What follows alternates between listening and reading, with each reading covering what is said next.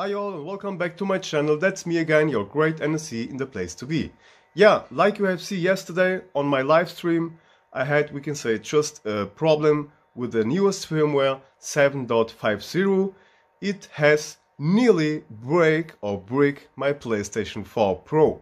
So that's why I'm showing you today how you can do in future your firmware updates just offline with a USB flash drive. Okay, so this is the safest way how you should do your firmware updates, because if you get here just we can say here the info that you have to install the newest firmware, then you should just do that all over the USB flash drive. So that means installing a firmware update offline, or we can say in an offline modus. And that's why it's just better and recommended to do that, because otherwise it can happen that you're gonna have some problems. So I have read already on the internet that a lot of PlayStation users had a problem with the newest firmware 7.50. That's why I'm showing you how you can do that without risk, and yeah, it's better. Otherwise it can happen also to you that you're gonna have a big problem, guys. So that's why if you see here the info that it has just a new firmware update, you just go on and you go download it on the PlayStation website just yourself, get it into your USB flash drive, and then just install it manual. Okay, so I'm here now to show you how you can do that just perfectly, and you even don't need to get in the recovery modus, and it's just easy if you do it like me, NSC in the place to be. So as you have get the info that it has a newer firmware update, the first thing that you do you go here to system, and then you go to network, and then you just deactivate the internet. So deactivate your Wi-Fi and just don't be connected to the internet. Okay, this is just the safest way that I am just trying to explain you. Then get out here and go with a notebook or with your computer to the website from Sony, and just download yourself the newest firmware for your PlayStation 4. Then just get your, we can say, firmware into your USB flash drive, and then you get it here and you just install it just manual. This is always better and safer, because you're gonna not have so much risks. So when you just download the software over the XMB menu, it can happen when you just lose connection, or if you just lose the internet, it can be that maybe some problems will happen. So I'm pretty sure that my problem was not the internet, because I got a very fast internet. I got a 100 megabytes internet download, and I got 50 megabytes upload. So my internet is really good and really stable. So I don't think it was the fault from my internet, because the firmware was already downloaded 100%. He has begun to install, and after the install he was, we can say, non-stop rebooting and restarting, and the PlayStation was not able to finish the update. So I think the update itself has a problem, and you can find a lot also on the internet that the 7.50 has, we can say, nearly break a lot PlayStations on other PlayStation users, and you can read about that a lot on the internet. And that's why just Google Sony PS4 7.50 problems, and you will find a lots of stuff. And that's why yesterday, after the big shock, I was directly after my live stream, after I have done my video, I was just installing it also here on the PlayStation 4 that I got here, the black one.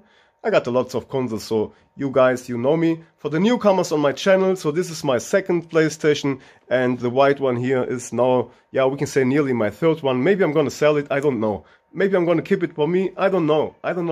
But it's working right now. It's just also done by me, and it's in the place to be. It has a fan adjuster, like you can hear. The fan is turning a little bit faster. It's not because it's overheating, it's just because I have done it like that, because it runs cooler. Okay, so now we're gonna install this on this yeah, nice baby here. I have installed it yesterday, like I told, after my live stream on the PlayStation 4, on my black one here. And I have good news, it has just worked perfectly, but I have just tested it with the USB flash drive, because I don't want to do that anymore over the internet. It can really happen a lot of trouble and a lot of problems. So that's why here now, you just now connect on the left USB port your USB cable for the controller, and on the right side you just connect your USB pen, we can say, on the right USB port. And it's always recommended that you get a USB flash drive with a LED, so you can see when it's blinking, you know it will work or not work. It's always recommended to have a USB flash drive with a LED lights, so then you can see how it's working. Maybe the USB or the PlayStation was just freezed and just hang on and whatever. Maybe it's just stuck somewhere, and then of course it will not blink, and it's just good, yeah, just for the information. So a LED on a USB flash drive is always good. So as we have just connected all, then you can now go on to your PlayStation again, and then you go here to System Configurations. And don't forget to disconnect your internet, because it's just safe and better. And then you can be sure that this update will of course really be installed over the flash drive. Okay, so that's the offline method. So here, go to System Software Update, and now it's checking.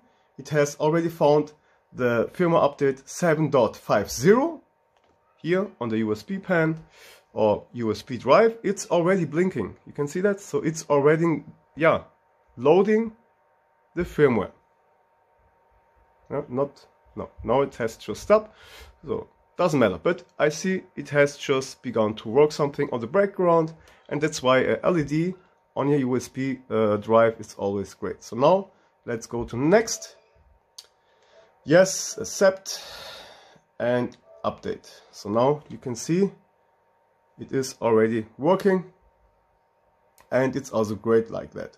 So I hope this will work, because if not, then we can say that this firmware update is nearly destroying all three PlayStations. Yeah, so on the first one it's maybe working, on the second one it's maybe not working, and on the third one it's maybe working again. So I think, I don't know, but it's good to test that, and that's why Sony should check this, because the firmware somewhere has a problem. And I just hope that this gonna be installed right now on this nice white PlayStation 4 here. And let's see, I am just doing that for tests for you guys, and so I can be able to warn you.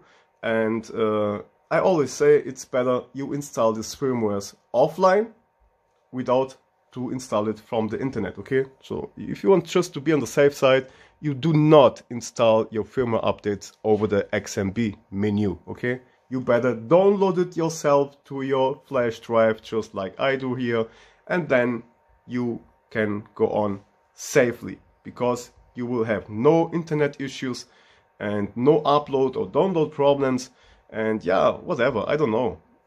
Like I told, I still can't believe that it was the fault from the internet, because a lot of people has also internet cable, yeah, and a lot of people are using the PlayStations without Wi-Fi, because they love to play with, we can say, a network cable. And of course, with a network cable you will have better speeds and better pings and better latency, or whatever it calls in English. So now already finished, and now the PlayStation should begin to make the update. And I hope this will work, because this is not just to test. Maybe we're gonna have here the same problem that I already had on the PlayStation 4 Pro, and then we will know more. So this is just all for the tests, guys. So the PlayStation now has just shut down. It will do a restart, and then it gets automatically in the recovery modus, like now, and it will install the firmware. Hopefully 100% perfect, I hope. If not, then you need really to be panic, because sometimes bad firmwares can really break your PlayStation. And the other thing that you can maybe do is, just like I have done yesterday on my live stream, you're gonna need a completely new firmware. And Sony has done, we can say on the PlayStation 4, 2 different firmwares. So the first firmware is a bigger firmware, which is, we can say, 1 GB. And the normal firmware update is just about, let's say, 450 megabytes. Normally the firmware update just goes, like I told, with a 400 or 450 megabytes update. But if this is not working, you're gonna need the bigger firmware. So the PlayStation is off now. I hope it will restart. I hope it will work great, because here yesterday I had a problem. The PlayStation was always restarting. After this logo, it has just come error code, blah blah blah, 0973350, I don't know. And then I knew, oh, here is something bad going on. So, but now we will see, rebooting database, that's a great sign. So that means it has worked, okay? And this has just not happened yesterday on my PlayStation 4 Pro. And maybe it was this error, because the database or data whatever was not rebooted or rebuilt or whatever.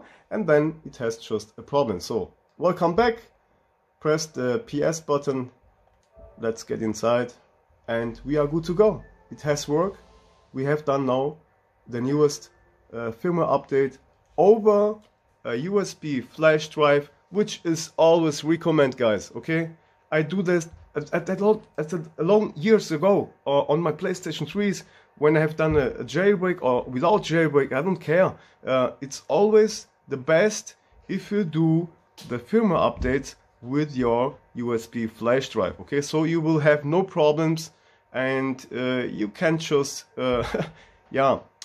be relaxed, you know. So yeah, the problem is always when you do this firmware over the XMB menu, you need to be afraid if your internet was really great, or you need to be afraid that this will really work. So here, like I told, if you got your USB pen or USB drive, you are always on the safe side. Okay guys, so I hope you understand all. I will not explain you on this video how you should make your USB drive. You will need to format it to 32 FAT, and you can read this all on the internet. So I'm not here now to explain you how you should create your folders and rename your folders inside the USB flash drive. You should do that all alone. You can read a lot also on the internet, and maybe somewhere I got also some videos on my YouTube channel, because I have thousands of YouTube videos about the PlayStation 3 and PlayStation 4. This is all just the same. You should do that also, and you can read a lot on the internet. And then you will need to download the firmware update and get it into your USB drive, okay? Then you just do that all, we can say, when you are disconnected to the networks. And after you have just finished all, you can go on again to the networks, and then you can, we can say, activate your Wi-Fi antenna again, okay? Alright guys, I hope you liked this video. This was all for me. NSC in the place to be. I hope you're gonna get it work. And if not, yeah, let's hope that your PlayStation will still be able to get, initialize it or reinstall it with a bigger firmware, which is, we can say, 1 GB big. And then you will need to pray. Pray for your PlayStation, and pray that Sony gonna fix that problem, because this is a big problem and lots of people are really getting angry. Okay guys, so that was me, NSC in the place to be. Peace, thumbs up, subscribe to my channel if you're new on my channel, and stay tuned for more crazy stuff. Okay guys, see ya soon, take care, and stay at home in the corona time. And yeah, love you guys, yeah, peace. Down, NSC.